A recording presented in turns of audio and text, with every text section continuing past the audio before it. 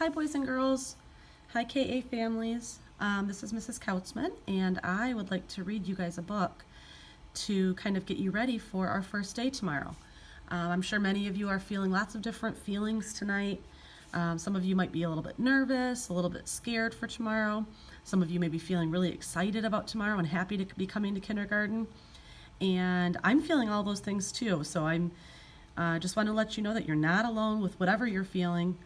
We're all feeling kind of the same way about our first day tomorrow, but I do want to reassure you that we're going to have a lot of fun together. And kindergarten is so much fun. We're going to do a lot of learning and a lot of playing together.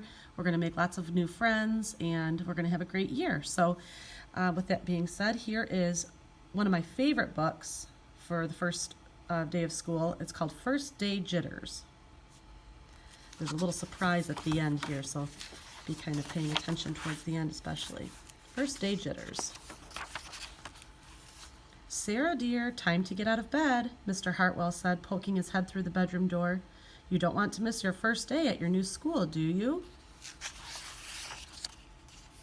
"I'm not going," said Sarah, and pulled the covers over her head.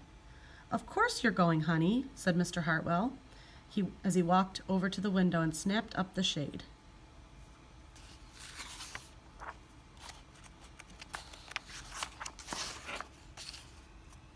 "No, I'm not. I don't want to start over again. I hate my new school," said Sarah.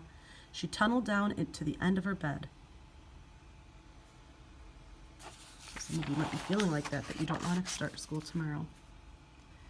"How can you hate your new school, sweetheart?" Mr. Hartwell chuckled. "You've never been there before.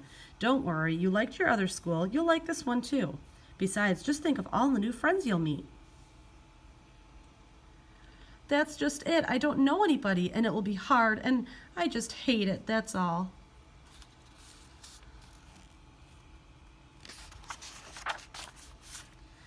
"What will everyone think if you aren't there? We told them you were coming."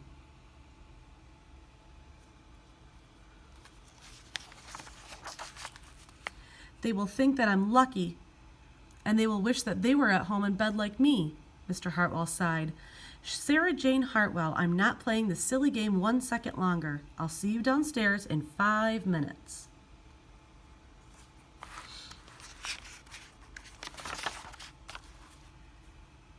Sarah tumbled out of bed. She stumbled into the bathroom. She fumbled into her clothes. "My head hurts," she moaned as she trudged into the kitchen. Mr. Hartwell handed Sarah a piece of toast and her lunchbox. They walked to the car. Sarah's hands were cold and clammy. They drove down the street. She couldn't breathe. I think she's feeling kind of nervous right now. And then they were there. "I feel sick," said Sarah weakly. "Nonsense," said Mr. Hartwell. "You'll love your new school once you get started.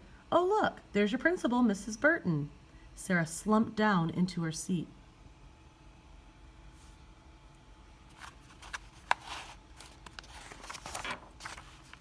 "Oh, Sarah," Mrs. Burton gushed, peeking into the car. "There you are. Come on, I'll show you where to go."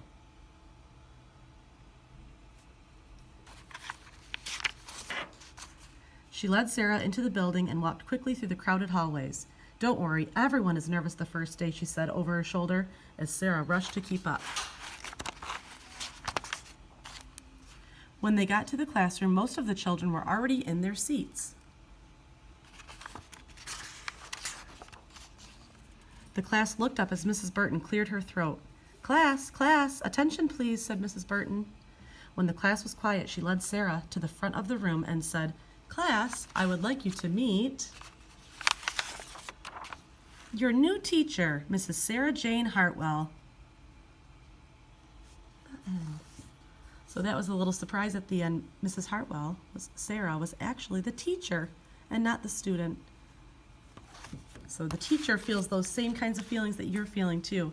I'm excited to see all of you tomorrow. I hope you enjoyed this story and get some good sleep tonight. I'll see you all first thing tomorrow morning.